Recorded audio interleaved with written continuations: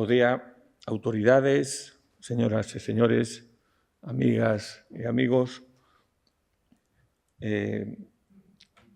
Ás veces, cantas veces, é máis doado chegar ao sol que ao corazón.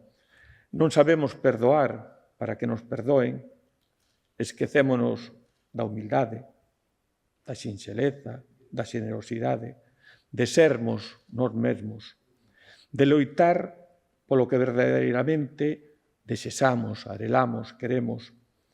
Crémonos estrelas dun firmamento maravilloso, e claro, non é así.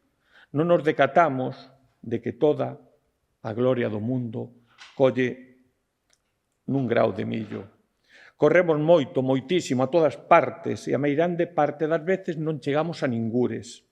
É que, ás veces, no camiño, este tamén é o camiño, na estrada da vida, compre pararse, deterse, para reflexionar, para cavilar.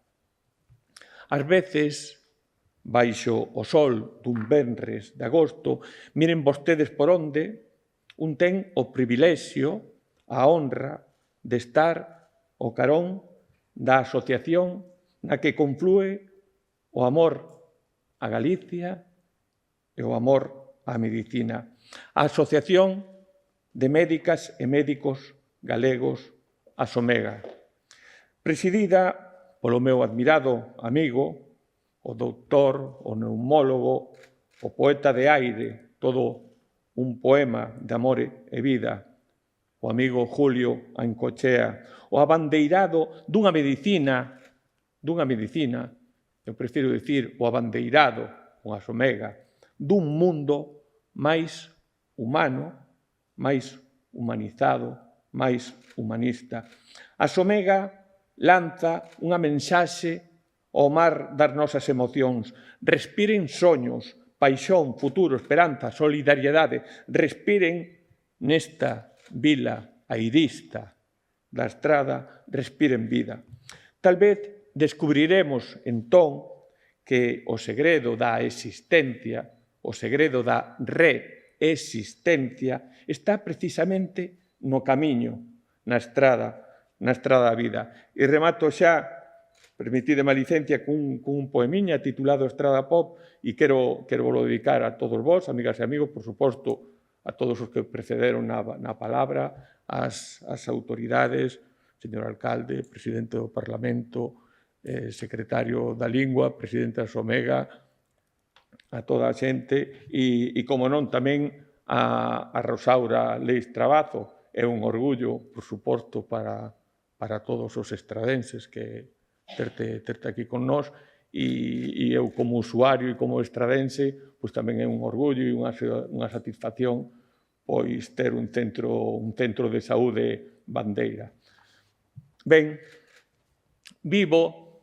vivimos nun lugar onde alguén alegremente pintou un arco da vella con ceras de cores por riba da Torre de Guimarei, onde as troitas xogan a pillar nas augas da Pinguela, do Liñares, do Regato do Sisto, do Umia ou do Bea, onde un garañón campa libremente polas bravías terras de Sabucedo, onde unha lenda escrita no fondo dunha lagoa sacra fai resucitar un soño maravilloso. Vivo nun lugar onde podes cazar nubes no infín do ceo da Somoza, tendo como único testigo os sete mares. Un lugar onde as estrelas da noite escintilan máis e máis. E o sol do día, asegúrolle, brilla máis amarelo que ningures. Onde pechas o paraugas, está aquí o noso carón, onde pechas o paraugas na costa da Sea, e mil gotas caen devagariño sobre ti, como o ensoño deste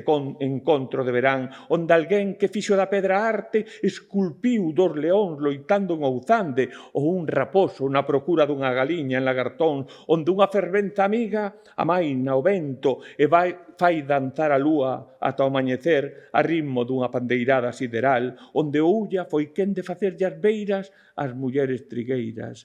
Vivo nun lugar, efectivamente, señor Palmón, non temos tren, onde o único tren que existe é ese que tanto nos gustaría, un tranvía chamado desexo, onde o repenicar dunha campá en Liripio afasta os lóstregos dunha guerra, onde as cereitas saben a moró de chocolate e as mimosas arrecenden a auga de lavanda, onde se te asomas a ventá podes tocar o ceo de Compostela, o mar da Arousa ou a coroa de perlas brancas que fermosea o pico sacro. Vivo nun lugar onde unha parella de namorados bícase debaixo do nariz, entre mentres unha banda de pardais interpreta en rigorosa primicia un tema do grande Manuele de Felisa. No atlas da vida, o meu pobo, o noso pobo, sempre leva nome de estrada, e que vivo nun cruce de camiños onde as ilusións posúen sabor e color. Aquí nacín, aquí quero vivir. Benvidos a todas e a todos, moitísimas grazas.